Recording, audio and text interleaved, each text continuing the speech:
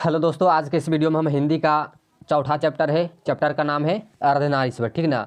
Chapter का क्या नाम है? अर्धनारीश्वर। और इनके राइटर है रामधारी सिंह दिनकर, ठीक ना। इनके राइटर कौन है? रामधारी सिंह दिनकर। तो दोस्तों, जो अर्धनारीश्वर चैप्टर है उसके हम कुछ महत्वपूर्ण जो पूछा हुआ प्रश्न है उसको हम रिवाइजन करेंगे, ठीक ना। रिवीजन करेंगे। देखिए यहाँ 2021 में पूछा हुआ है। तो चलिए वीडियो को स्टार्ट करते हैं। तो ध्यान से पढ़िएगा और लास्ट तक देखिएगा, ठीक ना।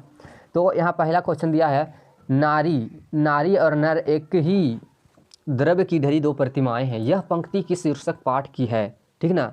नारी और नर एक ही द्रव्य की ढली दो प्रतिमाएं हैं, यह पंक्ति किस शीर्षक पाठ के हैं? तो यहाँ पर चार ऑप्शन दिया गया है। पहला है ओ सदा नीरा, दूसरा है सिपाही की माँ, तीसरा है अर्धनारीश्वर और चौथा है प्रगीत और समाज, ठीक ना। प्रगीत और समाज, ठीक ना।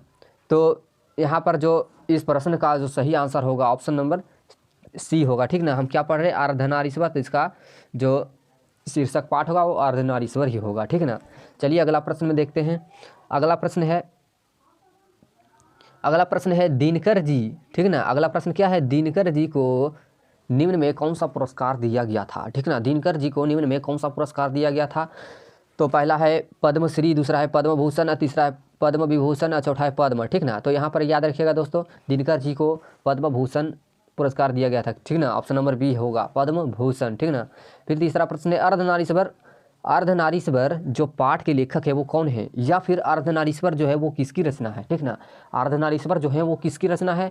तो पहला ऑप्शन दिया गया है नामवर सिंह के, दूसरा है रामधारी सिंह दिनकर के, तीसरा है हजारी प्रसाद द्विवेदी की और चौथा है रामचंद्र शुक्ल की, ठीक ना। तो याद रखिएगा दोस्तों, दिनकर जो है अर्धनारीश्वर जो रचना है वो रामधारी सिंह दिनकर जी की है, ठीक ना। चलिए अगला प्रश्न देखते हैं। अगला प्रश्न है रामधारी सिंह दिनकर की रचना कौन सी है? रामधारी सिंह जो दिनकर की रचना है कौन सी है? तो याद रखिएगा दोस्तों, अर्धनारीश्वर होगा, ऑप्शन नंबर डी होगा, ठीक ना। फिर पांचवा प्रश्न है, दिनकर जी का जन्म बिहार के किस जिले में हुआ था? दिनकर जी का जो जन्म हुआ था बिहार के किस जिले में हुआ था? तो ऑप्शन नंबर पहला है समस्तीपुर, दूसरा है बेगूसराय, तीसरा है पटना और चौथा है भोजपुर, ठीक ना। तो यहाँ पर याद रखिएगा दोस्तों, यहाँ जो होगा बेगूसराय होगा, ठीक ना। ऑप्शन नंबर बी इसका सही आंसर हो जाएगा। चलिए अगला प्रश्न देखते हैं। अगला प्रश्न जो है छठा प्रश्न है, ठीक ना। छठा प्रश्न है रामधारी सिंह दिनकर जी के पिता का क्या नाम था? ठीक ना। रामधारी सिंह दिनकर जी थे, जो उनके पिता का क्या नाम था? तो पहला ऑप्शन है जय सिंह, दूसरा ऑप्शन है रवि सिंह, तीसरा ऑप्शन है राणा सिंह और चौथा ऑप्शन है फूल सिंह, ठीक ना। तो याद रखिएगा दोस्तों, दिनकर जी के पिता का जो नाम था वो रवि सिंह था, ऑप्शन नंबर बी हो जाएगा। फिर सातवां प्रश्न है दिनकर जी की पहली काव्य पुस्तक कौन सी है? ठीक ना। तो याद रखिएगा दोस्तों, वो प्रणभंग है, ठीक ना। ऑप्शन नंबर डी यहाँ पर सही आंसर हो जाएगा। अगला प्रश्न में चलते हैं, प्रश्न नंबर 8 में, ठीक ना। प्रश्न नंबर 8 है जो कह रहा है वो दिनकर जी की पहली कविता किस पत्रिका में प्रकाशित हुई है? दिनकर जी की जो पहली कविता है वो किस पत्रिका में प्रकाशित हुई है? तो याद रखिएगा दोस्तों, छात्र सहोदर होगा, ऑप्शन नंबर ए इसका सही आंसर हो जाएगा, या ए वाला याद रखिएगा, ठीक है दोस्तों। फिर है नौवां प्रश्न है, दिनकर जी की पहली कविता कब प्रकाशित हुई थी? दिनकर जी की जो पहली कविता हुई थी कब प्रकाशित हुई थी, ठीक ना। तो 1925 में, याद रखिएगा, ऑप्शन नंबर बी होगा, ठीक ना। चलिए अगला प्रश्न देखते हैं। अगला प्रश्न है 10वां।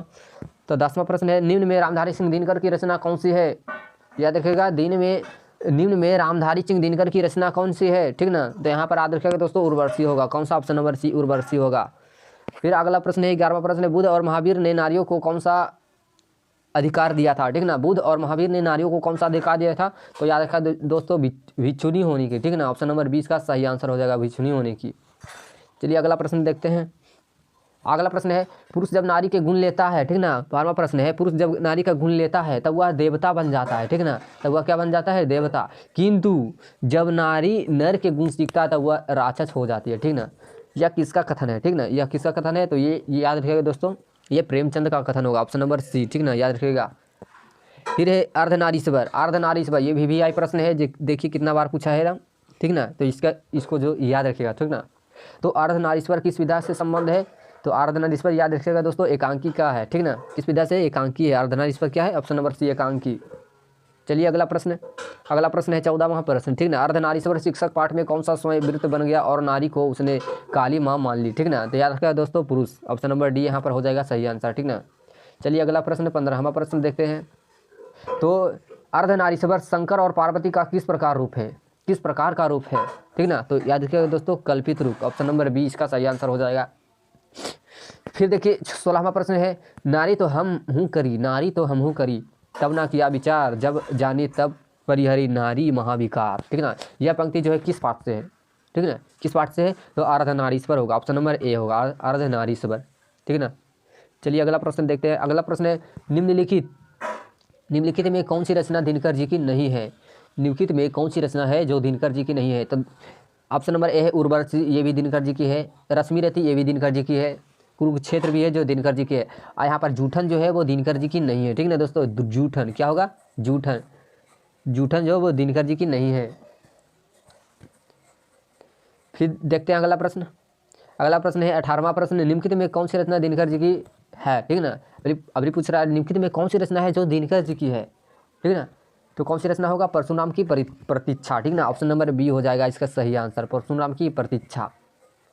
चलिए अगला प्रश्न देखते हैं। अगला प्रश्न है 19वां प्रश्न, दिनकर जी को किस कृति पर भारतीय ज्ञानपीठ पुरस्कार प्राप्त हुआ था, अथवा ज्ञानपीठ पुरस्कार से सम्मानित रचना है, ठीक है ना, ज्ञानपीठ पुरस्कार से सम्मानित रचना है, कौन सी रचना है, अर्धनारीश्वर, ठीक ना। अर्धनारीश्वर लिखे थे, लेकिन जो इनको ज्ञानपीठ पुरस्कार मिला था वो उर्वशी में मिला था, ठीक है ना दोस्तों, याद रखिएगा उर्वशी। फिर अगला प्रश्न है युद्ध और शांति की समस्या पर लिखी हुई काव्य कृति है, युद्ध और शांति की समस्या पर लिखी हुई काव्य कृति है, तो इसका याद रखिएगा दोस्तों कुरुक्षेत्र, कौन सा होगा, कुरुक्षेत्र। अगला प्रश्न में चलते हैं। अगला प्रश्न है अर्धनारीश्वर। अगला प्रश्न क्या है, अर्धनारीश्वर, ठीक ना। अर्धनारीश्वर कल्पित रूप है किसका, तो अर्धनारीश्वर याद रखिएगा दोस्तों शिव और पार्वती का है, किसका है, शिव और पार्वती का, ऑप्शन नंबर ए हो जाएगा। चलिए अगला प्रश्न देखते हैं। अगला प्रश्न है गांधारी। गांधारी कौन थी, दुर्योधन की माँ थी कि कृष्ण की माँ की, अर्जुन की माँ की, बलराम की माँ, ठीक ना। तो याद रखिएगा दोस्तों जो गांधारी थे वो दुर्योधन की माँ थी, ऑप्शन नंबर ए इसका सही आंसर हो जाएगा। फिर अगला प्रश्न है प्रेमचंद। अगला प्रश्न क्या है, प्रेमचंद थे, ठीक ना। प्रेमचंद थे क्या थे, गीतकार थे, कथाकार थे, फिल्मकार थे या संगीतकार, तो याद रखिएगा दोस्तों प्रेमचंद्र थे वो कथाकार थे, ऑप्शन नंबर 20 का सही आंसर हो जाएगा, ठीक है ना, क्या थे, कथाकार। फिर चलिए 24वां प्रश्न, दिनकर जी का जन्म कब हुआ था, दिनकर जी का जो जन्म हुआ था वो कब हुआ था, तो याद रखिएगा दोस्तों दिनकर जी का जन्म हुआ था 23 सितंबर 1908 ईस्वी को, तो ऑप्शन नंबर ए में दिख रहा है, तो ऑप्शन नंबर ए इसका सही आंसर हो जाएगा, ठीक है ना दोस्तों, कौन सा होगा, ऑप्शन नंबर ए। फिर चलिए 25वां प्रश्न है, दिनकर जी किस युग के कवि है, दिनकर जी जो है वो किस युग के कवि है, तो याद रखिएगा दोस्तों दिनकर जी जो है वो छायावादोत्तर युग के कवि है, ऑप्शन नंबर सी में दिख रहा है छायावादोत्तर युग, वही होगा सही आंसर, ठीक है ना दोस्तों। फिर चलिए अगला प्रश्न देखते हैं। अगला प्रश्न जो है संस्कृत के 4 अध्याय किनकी कृति है, संस्कृत के जो 4 अध्याय है वो किनकी कृति है, तो रामधारी सिंह दिनकर की, ऑप्शन नंबर डी इसका सही आंसर हो जाएगा, रामधारी सिंह दिनकर जी की। फिर लास्ट प्रश्न है कौन सी कृति रामधारी सिंह दिनकर की लिखी हुई है, कौन सी कृति है जो रामधारी सिंह दिनकर की लिखी हुई है, तो इसका 4 ऑप्शन दिया गया है, शुद्ध कविता की खोज, पुनर्नव, ठीक ना, क्या होगा, पुनर्नवा, फिर है तीसरा समृद्धि की रेखाएं, फिर चौथा है कविता के नए प्रतिमान, तो याद रखिएगा दोस्तों ऑप्शन नंबर ए होगा शुद्ध कविता की खोज।